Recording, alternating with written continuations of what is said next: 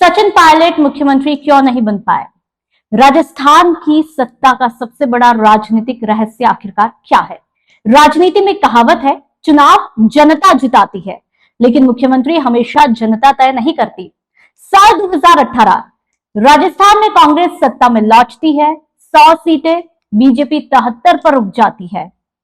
5 साल पहले जो पार्टी सिर्फ 21 सीटों पर सिमट चुकी थी, वही फिर सरकार बनाने की हालत में आ जाती है।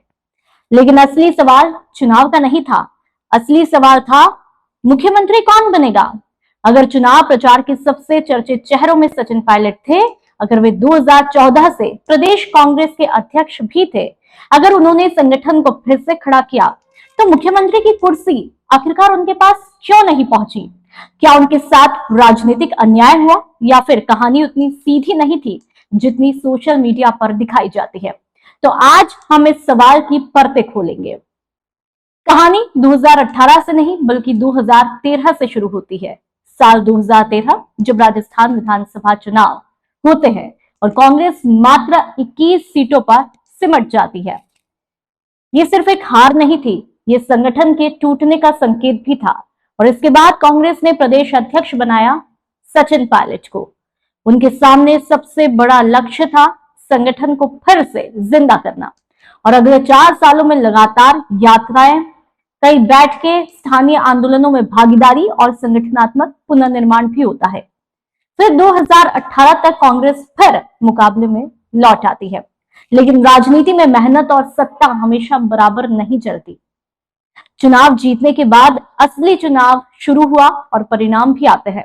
कांग्रेस सबसे बड़ी पार्टी बनती है। अब 2 बड़े चेहरे सामने हैं। एक तरफ अशोक गहलोत का आता है, जो कि 3 बार के मुख्यमंत्री बनने की क्षमता वाले अनुभवी नेता, तो दूसरी तरफ थे सचिन पायलट, युवा, ऊर्जावान और भविष्य का चेहरा। यहीं से राजनीति जनता से निकलकर विधायक दल के कमरे में भी प्रवेश करती है। भारत के अधिकांश राज्यों में मुख्यमंत्री का चुनाव सीधे जनता नहीं करती, विधायक चुने जाते हैं। फिर पार्टी नेतृत्व ही तय करता है कि सरकार का नेतृत्व कौन करेगा। यही सबसे महत्वपूर्ण बिंदु है, जिसे अक्सर राजनीतिक बहसों में नजरअंदाज भी कर दिया जाता है। लेकिन आखिरकार गहलोत ही क्यों तब?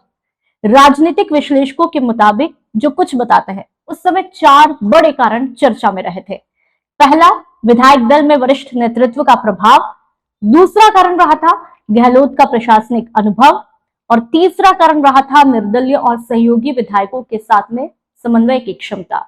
और चौथा, केंद्रीय नेतृत्व का यह आकलन कि सरकार को स्थिर रखना प्राथमिकता है। इसलिए अंतिम निर्णय अशोक गहलोत के पक्ष में जाता है और सचिन पायलट को उप मुख्यमंत्री बना दिया जाता है। लेकिन कहानी यहीं खत्म नहीं हुई। साल 2020 आता है और राजस्थान की राजनीति अचानक बदल जाती है। सचिन पायलट अपने समर्थक विधायकों के साथ में अलग रुख अपनाते हैं, जैसा कि सब बताते हैं। सरकार संकट में दिखाई देने लगती है। बाद में वे कांग्रेस में बने भी रहते हैं।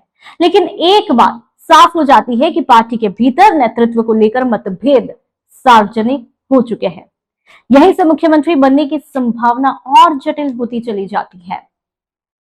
सबसे बड़ा सबक जो यहां पर देखने को मिलता है, क्या सचिन पायलट मुख्यमंत्री इसलिए नहीं बने क्योंकि उन्होंने कम मेहनत की थी?